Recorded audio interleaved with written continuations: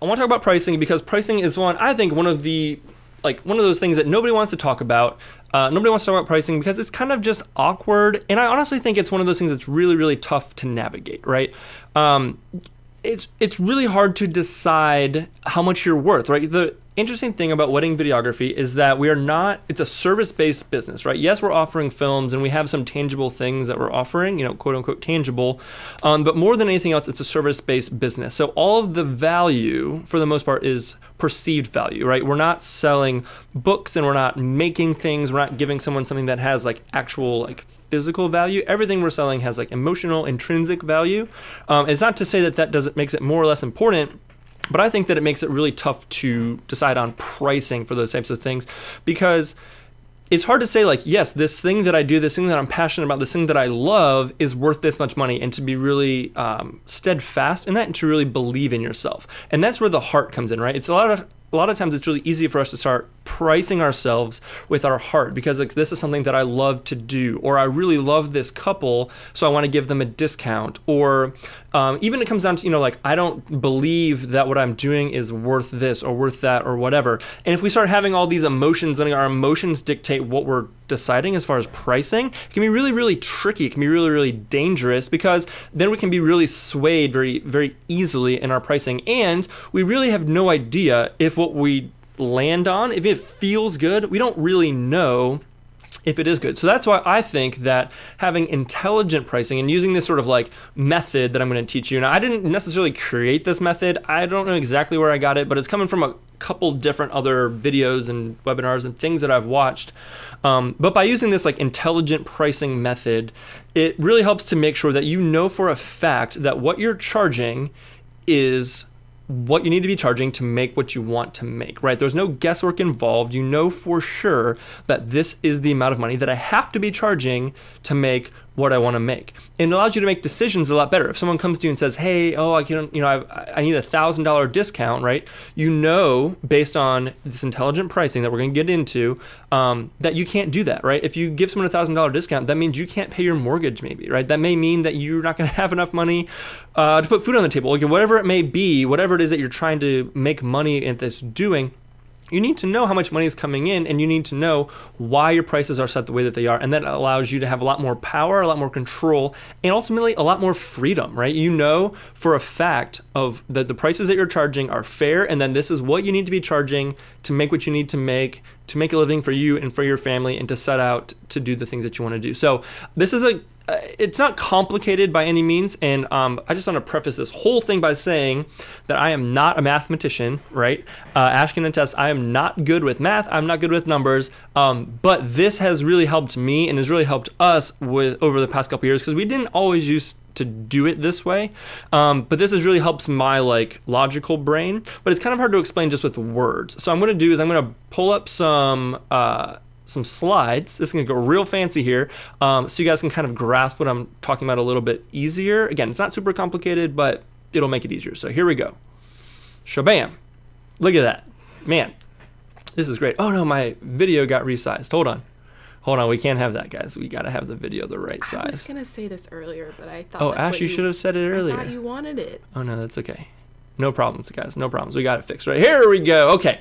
So intelligent pricing, I just told you all about it, why I think it's important. What is it? What does that mean? Okay, again, intelligent pricing, it just means that we are going to be using logic in our brains to set our pricing and not our hearts, right? We're taking all the emotion out of it, okay?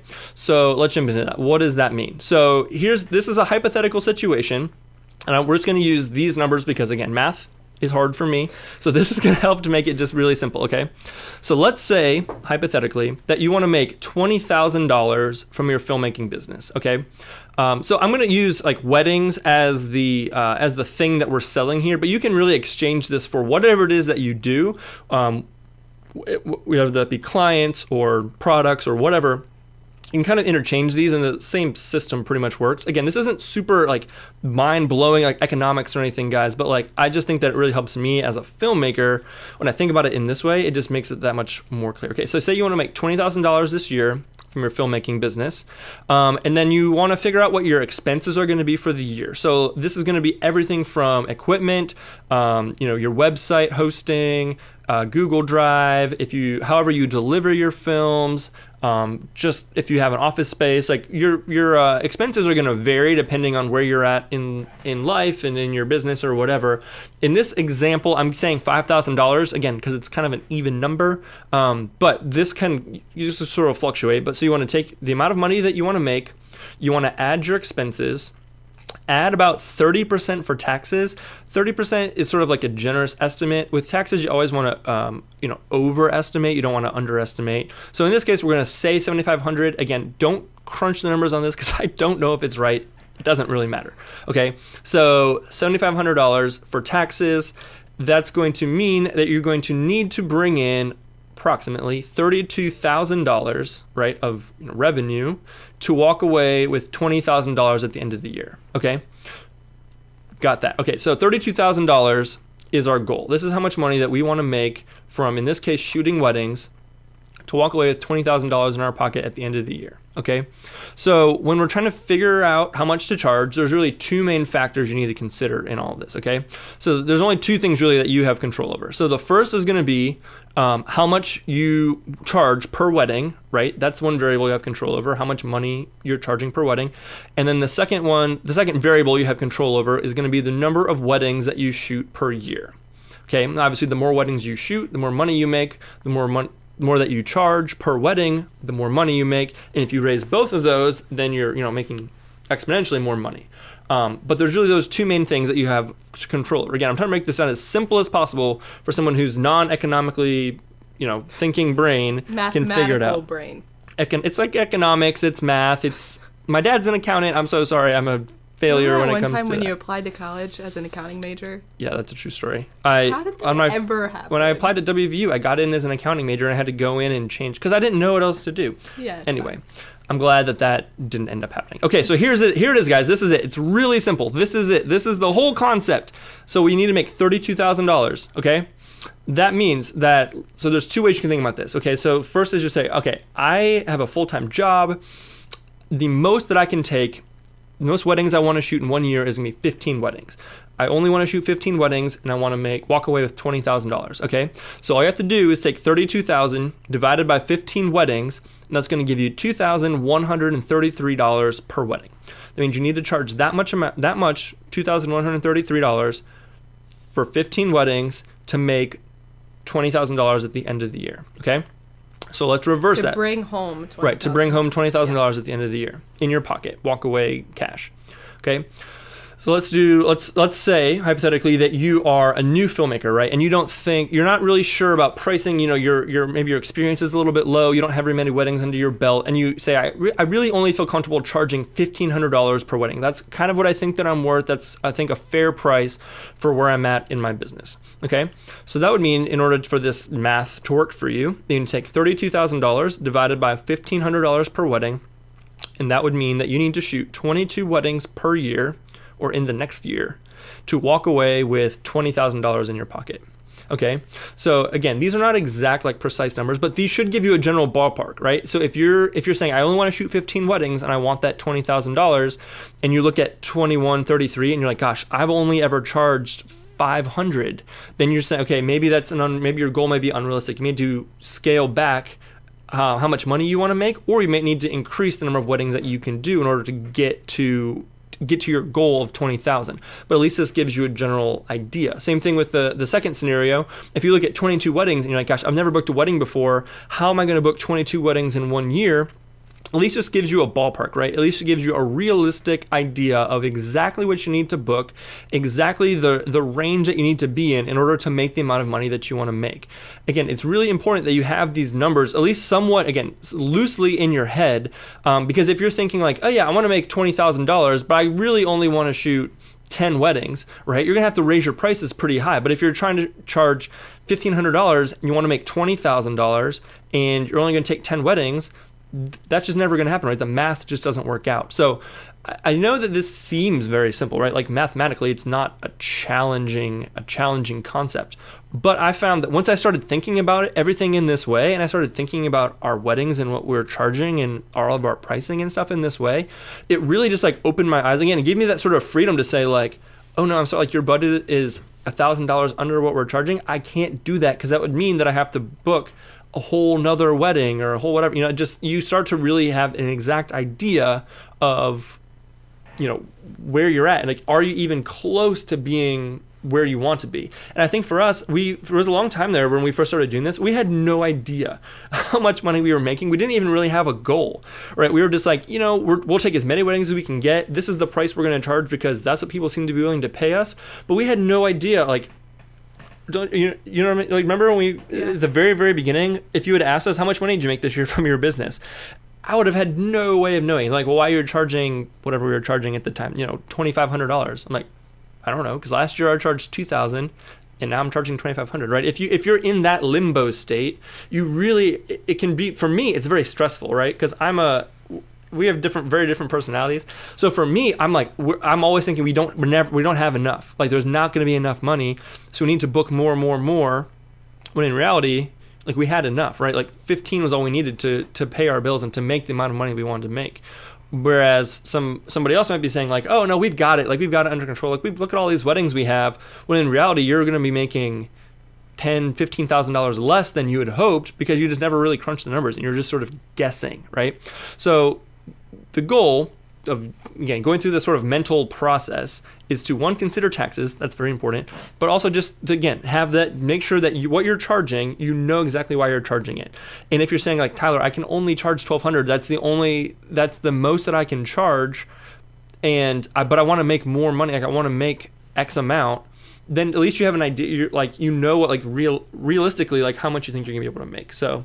Yeah, and I would say 3 things to consider when you're thinking about pricing. One would be your area, kind of what is the going rate for videographers in your area. I think in the film industry, we have become accustomed to lowering ourselves because we know that everyone is going to book a photographer. Every single wedding is going to have a photographer. Video is a luxury. So somehow in our minds, we've convinced ourselves that we have to charge less money because we're not as important. Whereas that's not true. Video equipment is so expensive. You guys know that if you're in the industry. And it's a lot more time. You spend so much more time editing a film versus culling photos. Ty and I were photographers for 4 years. We kind of get both worlds. But first, consider your area, where you're from. What is the going rate for videographers? Also, consider your experience. How many weddings have you shot? What is your level of education in the industry? How well do you know your gear? What are you comfortable shooting? Are you comfortable, if you had to solo a wedding, could you do it? Do you know kind of how to edit, how to pull a film together? All those things. Consider your education and just your experience level.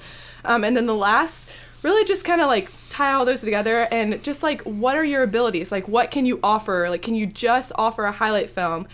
Or can you offer a highlight film, full ceremony cut, full speeches, full dances? Really assess what are you able to do? I tell Ty all the time that I always try to channel my inner bride when I think about just business in general. If we're trying to change what we're offering or change how we're communicating or we're changing our language or something like that, I always try to channel my inner bride. I know a lot of you guys are dudes, and so it might be harder.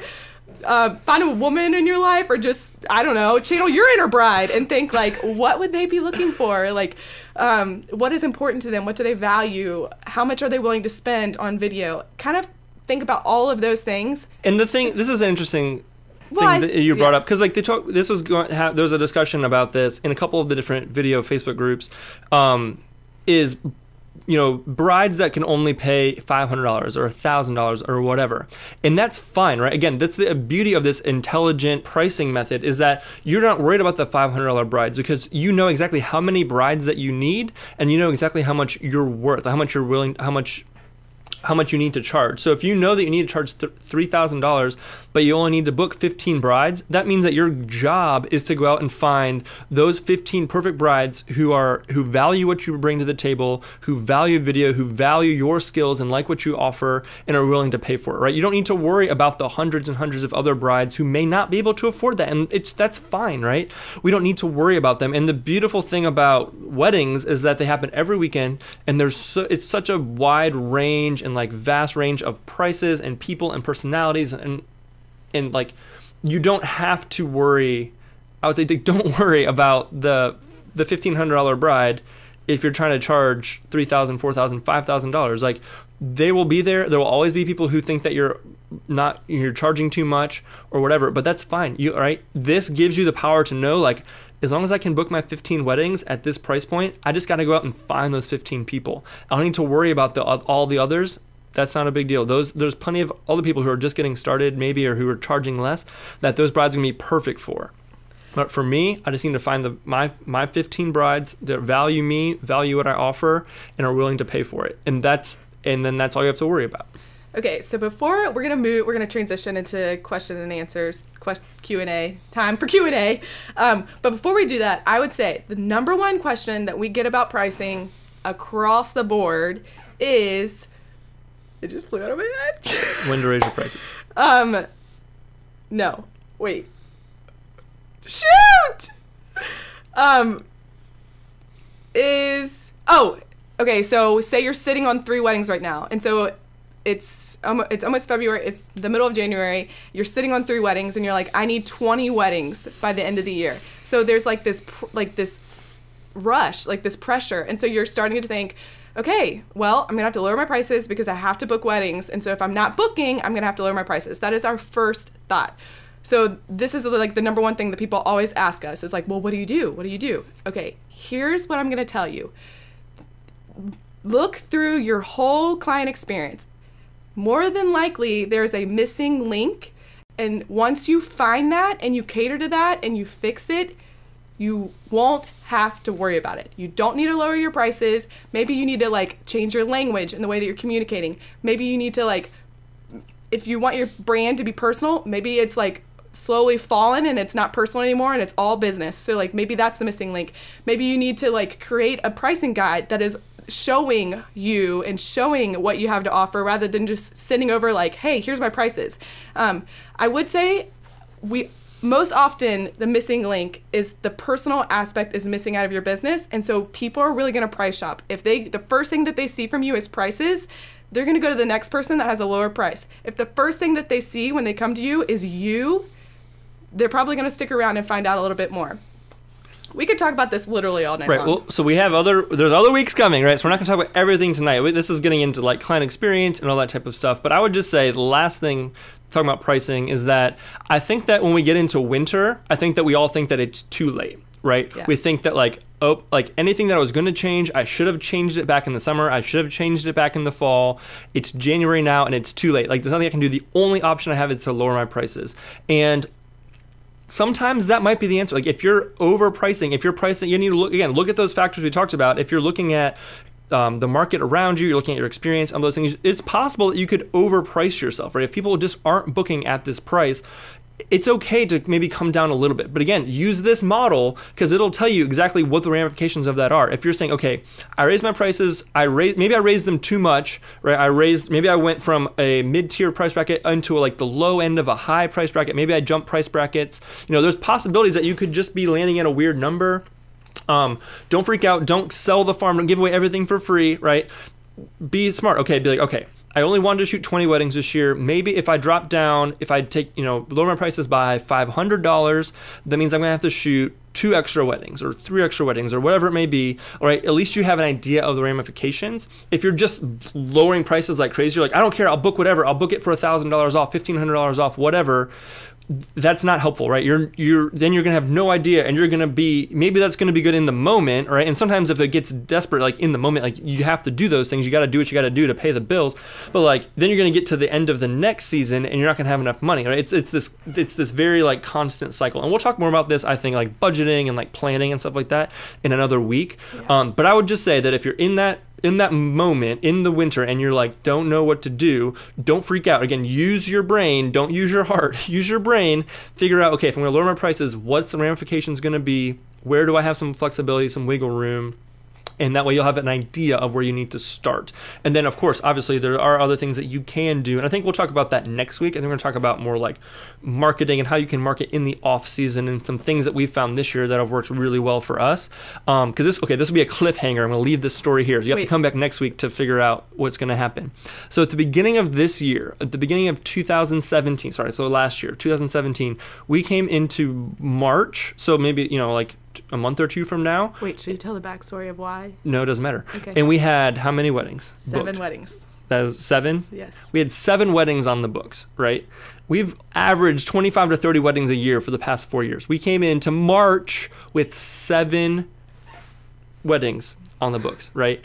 It was... In case you didn't know. Well, I didn't want them to think that I was dumb. Like 7 weddings on the books. And it was terrifying, right? Guys, like we were like, what are we going to do? Our business is going under. Like... We're done. We're frauds. Like we need to get out of this, right? And we ended this wedding season, 2017. We shot how many weddings? 17. Yeah. I thought it was 20. 17 still. Okay, so from March until the end of the year, we ended up booking 10 weddings. You know, at a price point that was right for us, and you know we ended up making. Wait, we gave away the ending. Dang it! That's why I was like, I know you're gonna say it. Come back to find out how. Okay. So that's it. So we can talk about pricing forever and ever and ever and ever. This is really just supposed to be focusing mostly on the intelligent pricing model and the freedom that it gives you. Yes. Before we move on to question and answers, if you're a note taker and you're like, sum this sucker up, I need 3 notes. Okay, here are your 3 notes. 1, intelligent pricing is important because you need to know your numbers. And when you know your numbers, it gives you freedom. Number 2, decide how much money you need to bring home. Like, don't just decide, figure it out. Okay, wait. Calculate. I was gonna say that. Oh, good. Decide how much money you need to bring home. So after you go through your monthly expenses, after you go through all of your bills and anything that needs to go out the door as far as paying, also saving is important. So look into your saving, like everything. You need to know everything. And then set that number and then add the 30% on top of that for taxes. So now you have your big number that you need, okay?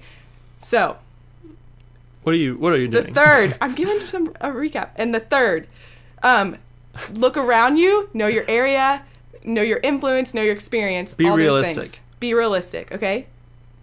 So what were the 3 things? I don't remember. 1, intelligent pricing is important 1, because you have to know your numbers. 1, know your numbers. 2.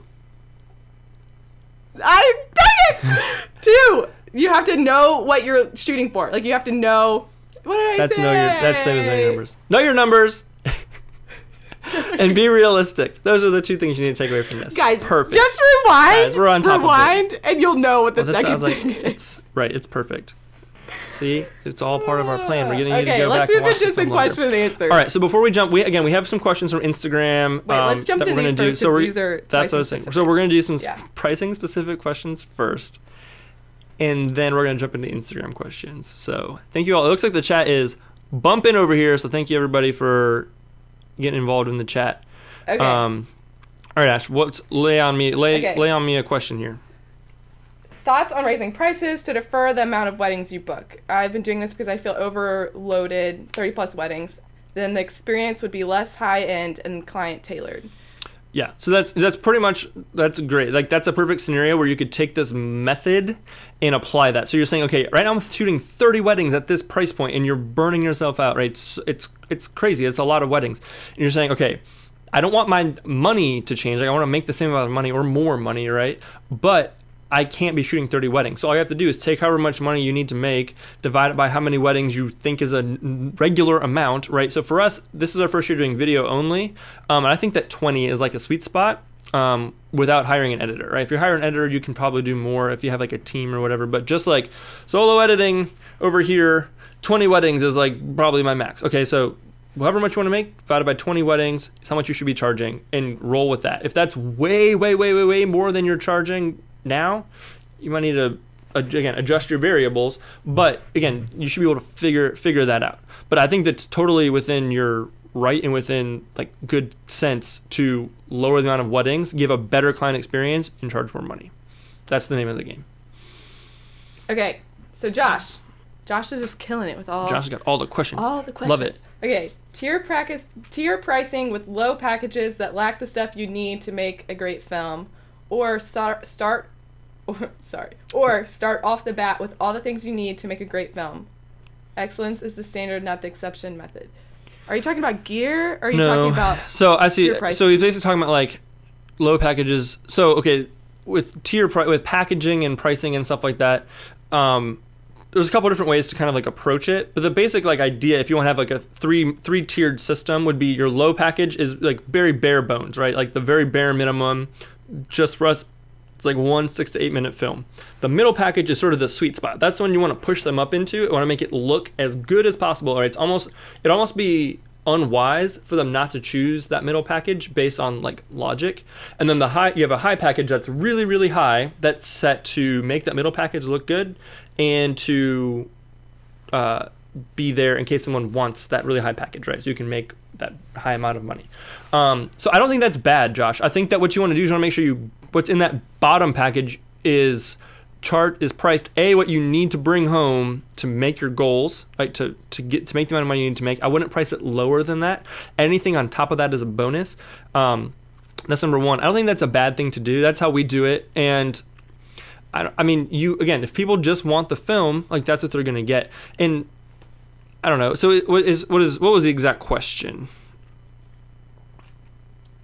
Like which one? Excellence is a standard, not the exception method. Yeah. So I mean, Josh, if you want to give them everything, I think what he's saying is like, should you just try and like give them everything you think they're going to want? Speeches, ceremony, dances, like all that stuff included, because that's like, the excellent experience of giving them everything. You've got to be able to price that. You got to be able to back that up. If you can make that work and people are willing to pay it, then that's fine. But again, I mean, we're not out to like trick people. We're not out to be sleazy car salesmen. We're not pulling the wool over people's eyes. But at the same time, we do need to use like basic, like sales tactics and be smart with the way that we talk about these things, so that we can not trick people, but convince people like, hey, like this is what we're worth. This is, this makes sense. It's just like basic sales of anything, right? So he says what you're saying is right. Oh. Like that's what he was saying. Oh, okay, yeah. Yeah. Okay, Matt Johnson. Ty literally walked into the office today to let me know that there's a DJI event coming up next week. Yes. And I am not kidding, like I think he's praying to the dear sweet Lord that they will release the Mavic 2 because he is ready to... This doesn't sound like a pricing question. He's ready to purchase, Matt Johnson. He's ready to purchase. Ready. I'm already preparing. I've been ready. Rearranging the budget so that this can happen. Okay? Okay. Is that his question? You Did he heard ask it a here question? first. Yes, that was his question. He really needs it. Double our prices. Done. Whatever you say, Matt Johnson, we're in. Okay. So wait. I'm going back to Josh's thing. Okay, so he's talking about like live hours of coverage, drone stuff like that. Yeah, so for like drone, like I wouldn't charge extra for drone. I wouldn't charge extra for like slider shots. I used to try and do that like a long time ago. Like that is like the excellence of like your film. Or you want your film to be really good. I wouldn't charge more because charge the client necessarily more. But if you get a drone and you're adding aerial coverage to your packages and that's just like included, yeah, you can raise your prices because of that, right? The value of what you're offering to them just went up.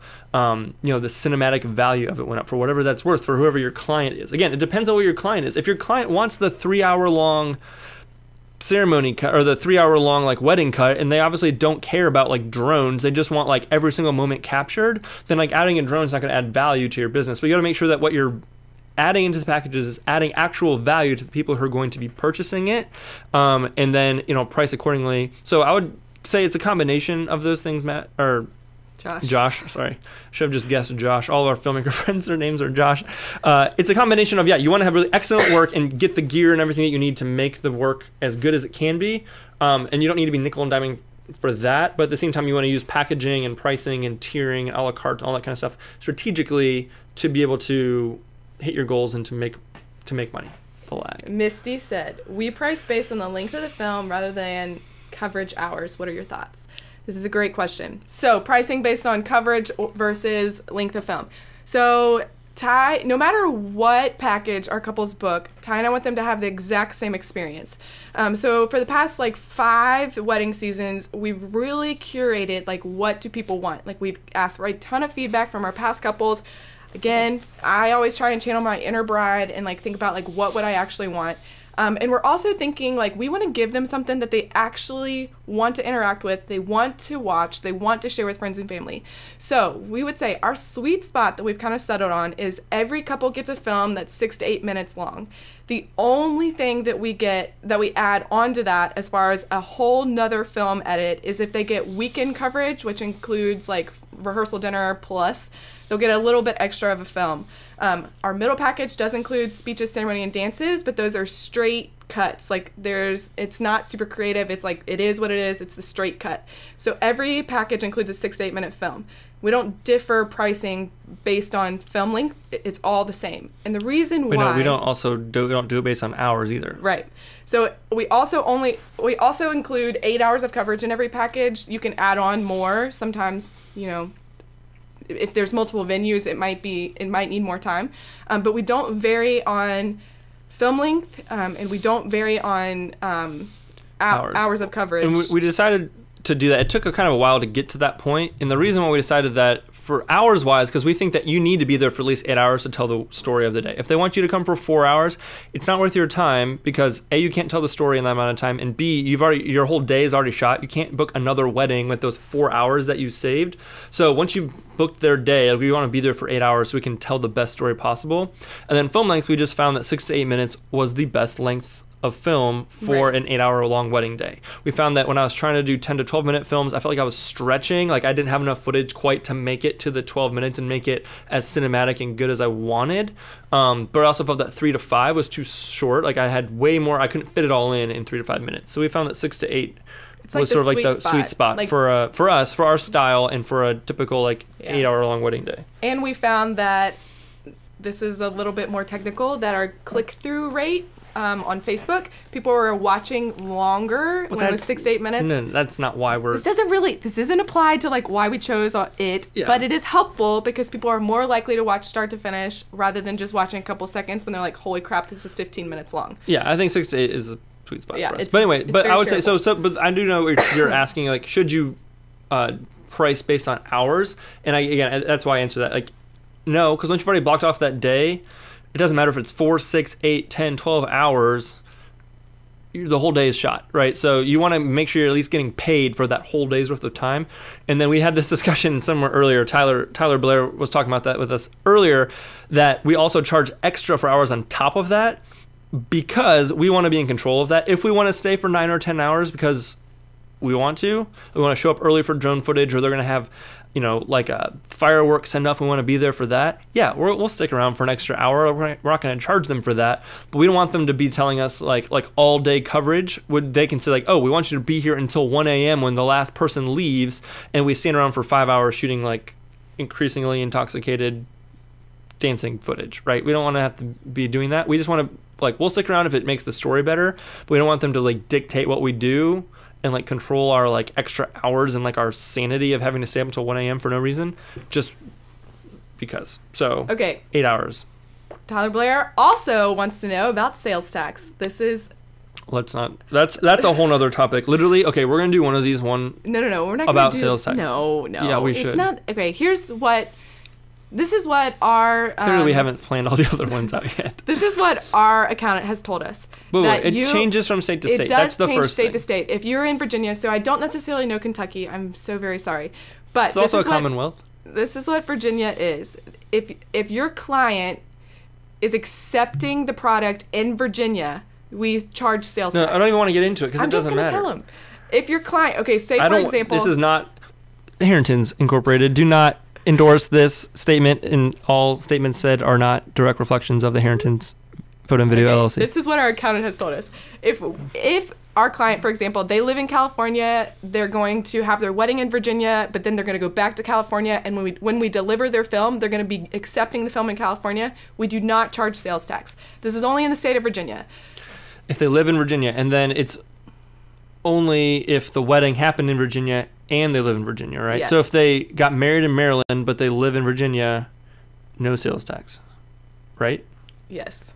You seem less confident now. Well, now I'm like, wait, what are you actually saying? If their wedding venue if they are was in Maryland, accepting the film in Virginia, we have to charge them sales tax. That's it. So if they got married in Alaska, guys, call your people, ask them. That's what I'm saying. Tax. So even it is a gray area. That's what he said. He was like, it's a gray area. It's a gray area. It varies state to state too. Talk to an accountant, and honestly, even the accountants are kind of split on it. Also, if you live in Virginia and you call in, one day you'll get one answer, and then the next day you'll get another answer. So we just pay it. We just pay it. We just whatever we collect, whatever you collect, just make sure you pay. Yeah, that's all I'll say about it. Okay. So if you're gonna collect it, turn it in. Yeah. Okay. that we have a ton of questions that are not based on pricing. So these could be future topics as far as Facebook Lives. So we're going to try and keep doing pricing questions. So if you have those, you can drop those in the chat. We're going to wrap this up around 8, like, so that, Well, we need to answer more questions then. We're going to. This is legit Ty's favorite. Like, if he could do this for the rest of his life and get paid, this is what he would do. He would legit answer questions all day long. Okay, well, let's chop. Gotta give the people what they came for. Okay. So, Oscar says, what is the best approach to kindly turn down a client whose budget isn't in your range? I recently had to do this and it wasn't easy. Ash, if you channel your inner bride, what words would you not mind hearing from a vendor regarding your budget? Great question, Oscar. I like the way that you worded that question. I have an email for this. So Ty and I are big on relationships. I can't tell you who says this, but somebody that's very well spoken out there in the world said, your network is your network. You're right? Because your network is your Hold on. Should I tell her or should I let her figure it out? Your net worth is your network. It doesn't matter. Y'all know what I mean. Network is your net worth. Okay. Opposite. You got it. So. What is your point about what does that have to do with what he asked? So, I'm getting there. Oh, I know what you're going to say. So, we never want somebody to inquire with us and, like, their budget be lower than what our prices are, and then to just leave them hanging. Like, it is so important to us that we try and help them as much as possible. So Ty and I have curated a select group of filmmakers that we know and that we trust, and we know that they're going to offer a great product. So I post say their budget is $1,500. Well, we don't have a package for $1,500. So I'll post and say, hey, is anyone available on this date? It's a wide variety of filmmakers from all different experiences. And so then I'm going to say to the bride, hey, I'm so sorry we're unavailable for your wedding date. Here are some people that we know and trust, because no matter what, we want you to have a great experience. We go post in our referral group because we want them to walk away with a great experience no matter what. Because maybe they have a friend, the person they inquired with us, we're like, so sorry, that's we don't have a package that meets that price range, but hey, these 4 people responded and said they are available for your date. Not just like, hey, these people are great, like check them out. Like, no, these people are actually available on your date, and we highly recommend them. They would say like, wow, that's awesome. Like the Harringtons, they're so caring. Like were never gonna book me, but they still went out of their way to like ask if anybody was available, and they helped me out. So when they have a friend who maybe has a higher budget, right, that may be able to afford us, they can say, oh my gosh, the Harringtons are great. You should go with the Harringtons. They're so sweet. They're so kind. Da da da. We at least left that person even with a good experience who didn't even work with us really, but like we just interact with them in that way. So that helps like soften the blow. If some people are asking, like begging for discounts and stuff like that, you have to be a little bit more firm, right? Like, yeah. Sometimes, you just have to do what you have to do, and it stinks. Yeah. If I was to channel my inner bride, I would rather just know rather than feeling like, oh no, they're going to give me a deal. Right. And that's why I'm sure this actually, I'm surprised it hasn't come up yet, but people always ask, like, when do you share your prices? So on our website, we have... That's what I was going to say. I was going to say there's 2 ways to kind of tackle this, is like put your starting price on your website, on your contact form. When they are literally put it on multiple places on your website. Especially put it on your contact form, because when they are going to contact you, they can look and say, oh, their packages start at this price. So they already kind of know. Right. Here's the second thing I would say. 9 times out of 10, people still will inquire because they've like been referred by a friend, or they have a vendor who's referred us, and so they're like, oh, I want to know, I want to see what they're going to say as far as pricing. So they'll inquire knowing that they don't have the budget, okay? And so then I send over our pricing guide, and then they never respond. They like fall off the map. 2 weeks post inquiry, I always follow up. It doesn't even matter like what they say. If they haven't said anything, I always follow up, and I say like, is there any other way that I can serve you or anything like that? If they respond and they say, oh, you're so sweet, thank you so much for following up, you're too expensive for us, it's usually like way sweeter than that, like, oh, we just don't have the budget. I always respond, and then I'll send over referrals, because I kind of want to know, like, the inquiries that we're getting. I want to be able to, at the end of the year, to kind of say, okay, like, we were too high for this many people actually booked us. Like, I always want to be able to run the numbers, so I want to know, like, what happened to them. And I would say 9 times out of 10, I will get a response on the second email if I haven't gotten a response already. And it's just helpful so that you kind of know, like, is there something that's missing in your client experience? Is there like a breakdown? Like, do you need to reword your emails? Or if they're like, oh yeah, we inquired because we thought you were $1,000, and you're like, well, somewhere on your website you have $4,000. You're like, well, clearly that's not in a spot where they're seeing it. Yeah. So the more follow-up that you can do, the better. Leave them with a good experience. And then I was going to say that, we do send pricing right away. We don't like jump on calls with people to try and like convince them to book us or whatever. Like, we don't want to like make them fall in love with us and then give them the pricing. Like, oh, here you go. Like, tricked you. Like, we want to give them that up front at least, so they have a general idea. Their time and our time, because it just gets weird. So we send our wedding guide, which has pricing in it. It's not the first thing they see. They learn about us and our business, and then the pricing comes after that. Wait, is it going up or down? Okay, so is it better to have package options or one whole package? We've done both. I have feels about both. Yeah, I don't think one's right or wrong. It kind of just depends on you and what you have to offer and what you think is better. So like for us, because there's two of us and we're always both going to be there, we have the ability to offer full speeches, full ceremony, full dances at every single wedding, because we have the gear for it and we have the bodies to do it, right? But if you're a solo shooter and you have to add on, you have to either buy extra, like rent extra cameras, or you have to bring an extra person, like those things all have costs associated with them. So it may not be beneficial for you to add that into a package if it's not something you can realistically offer on a regular basis. So for you, an a la carte option might be better, right? We have a base package with what you can offer as, with your current situation, your current equipment, your current, clientele or personnel. And that's your, base package. And then anything on top of that, they pay for extra in the a la carte options. For us, we found like we did a la carte for a long time, but we kind of got to a point where we could do the package options and make it more like make sense for us and for our clients to kind of give them what they wanted, push them into that middle package. So if you feel like you're at that point, I wouldn't say like one is significantly better than the other. We also have a la carte options you can add into our packages. So it's not like you have to strictly pick one or the other. The main advantage, I would say, to the a la carte option is that the sky's the limit for what someone can spend with you. So like really high-end videographers like Ray Roman utilizes this really, really well, because some of his brides will come in and he has a pretty high starting price, but they can maybe just pay his starting price, which is still like $8,000 or $12,000, right? But some of his brides have an unlimited budget and they'll come in and they'll spend upwards of $20,000 with him, right? That for him, the a la carte pricing makes perfect sense, right? Because the budgets of his brides range from high to unlimited. If you're not at that point in the market, and you don't have to be that high, but like if you're at a more entry level point in the market, or even kind of in the middle, the difference in what people are able to pay when they're coming to you may not be as beneficial, but you can kind of push them. The reason we like having that middle package works because it kind of pushes everyone up and they just spend a little bit more consistently, right? They're consistently spending that little extra money, so we're making extra money on most of the packages.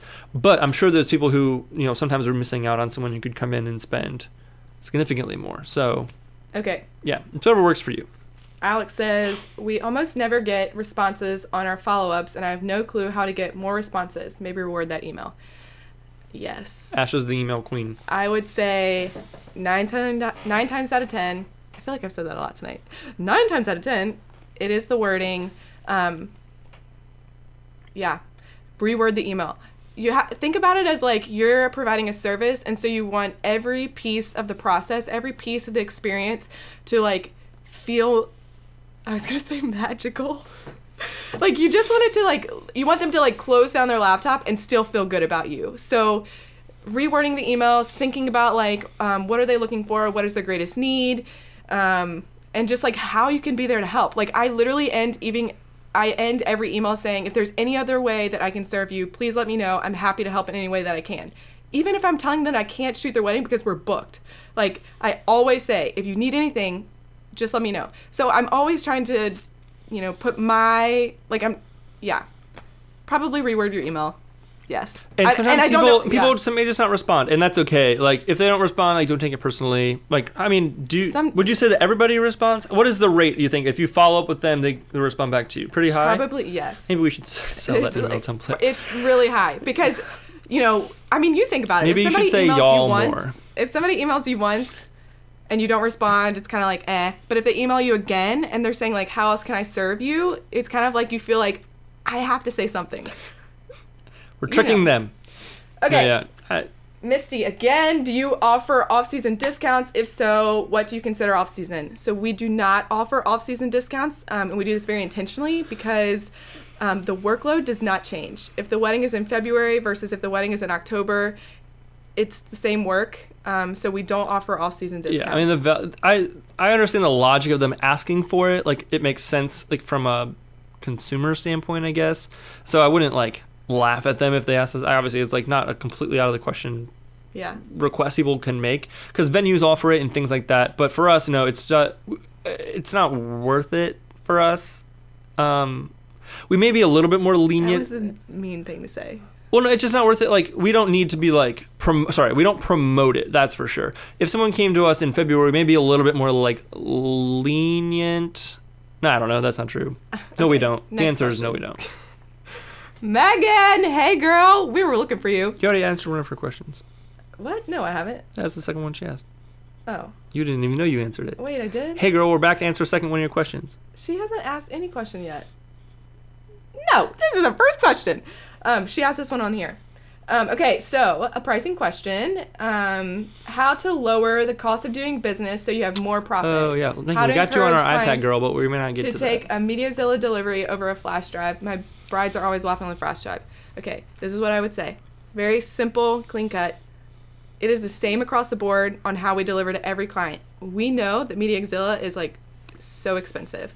Wait, no. She's saying that she wants to do MediaZilla and not... What? She does both, but they pay. Oh, you don't want to do both. Yeah. Okay, so ours is the same across the board. We just charged more, like we upped our package price so that we could offer MediaZilla to every couple. Because truthfully, it's easier on us to offer MediaZilla than to have to get no, she's USBs saying that printed. they want USBs. How do you convince them that they don't actually need them? Right, Megan? I think that's what you're saying. Tomato. No, it's different. So, like, no, because you've got to talk about MediaZilla in a way right. that makes it sound really great and, okay, like, it's more valuable. Right. Like, you got to talk about the value of it, and you just, like, don't let them think that because it's not physical and not tangible that it doesn't have value. You've got to, like, we always talk about it. We just talk about it for a while when we consult with them about how great it is, how much we love it. This is what I was going to say. So the reason why we love MediaZilla and, like, we don't have any other option for delivery is because it just makes so much sense. So if you get someone that's, like, really waffling over, like, no, but I need a tangible copy, this is what I would say to them. MediaZilla is generational. Wait, transgenerational, right? I don't like when you make that argument because I don't think it makes any sense. Okay, because here, for example, you guys remember VHSs? Guys, Who has a VHS player in their house? Nobody. So I'm not going to deliver on VHS right now because nobody has one. Also, not going to deliver on DVD because it's Blu-ray now. So, like, they even got a DVD player. So this is what I always say. We don't deliver on Blu-ray either. I do not think the internet is going away. I literally think the internet is going to be around forever. So if you deliver on the internet and they can get it in high definition, they can get the full quality or whatever, they can download it straight to their computer. And the most brilliant thing is they can send it to everyone. We don't and need download to. it. She knows why MediaZilla is good. Okay, I would explain to them like this. You got to explain all the pros, and you got to figure out. So I learned this somewhere on Creative Live one time. They talked about when you have questions like that, right? People are having a problem with something that you're doing. You need to figure out, like, what is the root of the problem, and what is the fear that's rooted in that problem. So for your clients that are wanting the USB, right, their fear is that the website will go away or that they won't be able to access it and that they'll lose the footage. But if they have the physical USB, right, they can hold on to it and they can keep it, and it's a safe keeping thing, right? It's like a security thing that they're worried about.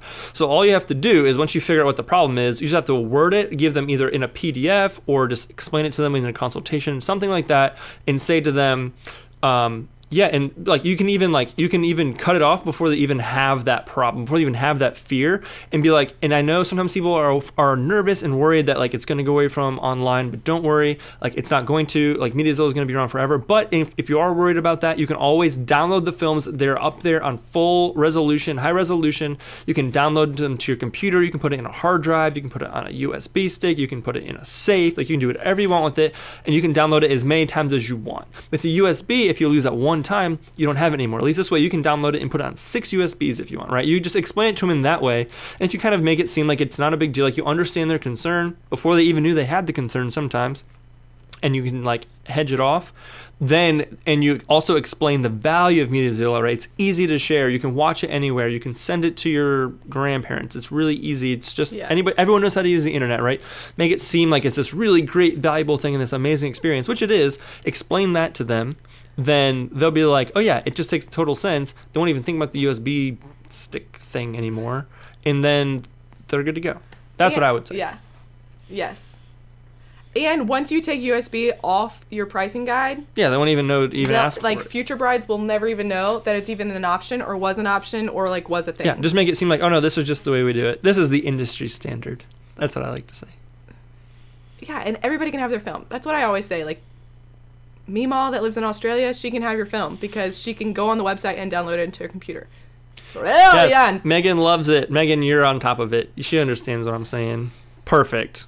Great question, though. That's a really good question because that is, I feel like, we're in that transitional period still kind of between like DVDs, USB, online, but. And I think MediaZilla is great because it's like it's really high value online delivery. It's not just like, hey, here's this like, if you do this, it's not awful, but it's not the most like professional experience of like, hey, here's this Google Drive link, like just go download it, right? It feels a little more polished and professional, and there's more like upsides to MediaZilla. So, cool. So, all right, guys. Cool, so awesome. We'll Thank you guys so much. We have two final closing things. What are the two final closing things, Ash? Okay, so if you want to like take a next step, we have 2 coaching sessions left, one in February and one in March. So you can sign up. So if you want some one-on-one talk with us, like if you're someone in your business and you're like, I just really need to talk to somebody about some specific things that I have, and you want to talk with us for an hour. If you maybe you asked a question, we answered it, but you want a little bit more in depth, these coaching sessions are a great way for you guys to get that one-on-one time and whatever. And it can be super specific to your business. Whatever it is that you need, we can kind of dive really deep into one topic for an hour, or we can kind of talk about a couple different things. Whatever it is that would be best for you guys. So go check those out. Ash just posted the link, right? Yep. In the chat. The last thing is that you can always join our mailing list if you would like more just like content, education, information into your mailbox. You can do that. So if you go to our website, theharringtons.com, it's right there on the homepage. It's like right underneath the opening little video. I also just dropped the link. And there's a link. I just dropped it in the group. But that's kind of confusing sometimes. So if you just want to go to theharringtons.com, it's on there. Follow us on Instagram, guys, right here. Go follow us. It's fun, I promise. Ash is the Instagram queen. We're trying to get her to 10K likes, guys, follows, whatever they're called. So tell your friends. Also, we have a YouTube channel, if you didn't know. YouTube.com/theharringtons. We've got some good videos on there, I think, about wedding filmmaking, tips, tricks, all that good stuff. So go check that out and subscribe over there. And then lastly, this is a little secret plug. If anybody made it all the way to the end of this video, this is a secret plug for you. I am currently working on a super secret project that starts with a P and ends in an oddcast. So keep your eyes and your ears out for that. I'm really excited about that. That's a little bit more like the personal side, like just kind of a fun side project. But a lot of you guys, I think, will be interested in that. So keep your eyes out for that. I'm not giving any more details than that, but I'm excited for that small little side project to become a reality here soon. So I think that's all for tonight, guys. Thank you all so much for hanging out with us. I hope you enjoyed real life Ash and Ty. This is us. We're not holding anything back. Like we said, we'll be back next week on Tuesday at 7. And we'll have a new topic. And we'll also be answering some more questions, stuff like that. It'll be very similar to this, kind of very chill, very laid back. Thank you guys. I hope you all have a great rest of your Tuesday night. We'll see you soon.